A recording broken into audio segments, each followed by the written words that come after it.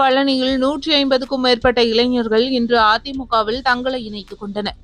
பழனி அதிமுக சட்டமன்ற கட்சி அலுவலகத்தில் 150க்கும் மேற்பட்ட இளைஞர்கள் அதிமுக மாவட்ட பிரதிநிதி பாபு மற்றும் அம்மா பேரவை நகர தலைவர் சுப்பிரமணியன் ஏற்பாட்டில் அம்மா பேரவை மாவட்ட துணை செயலாளர் அசோக் மற்றும் திண்டுக்கல் மாவட்ட அவைத் தலைவர் குப்புசாமி தலைமையில் கட்சியில் இணைந்தனர்.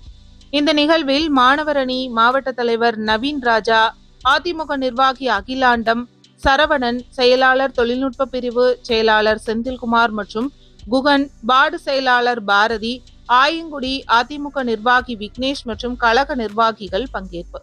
இந்த இணைப்பின் போது பேசிய இளைஞர்கள், தமிழகத்தில் மீண்டும் எடப்பாடி பழனிசாமி தலைமையில் பொற்கால ஆட்சி அமைய நாங்கள் உறுதுணையாக இருப்போம். இந்த தேர்தலில் அதிமுகவின் வெற்றிக்கு பழனி பகுதிகளில் தீவிர வாக்கு சேகரிப்பில் ஈடுபடுவோம் என தெரிவித்தனர்.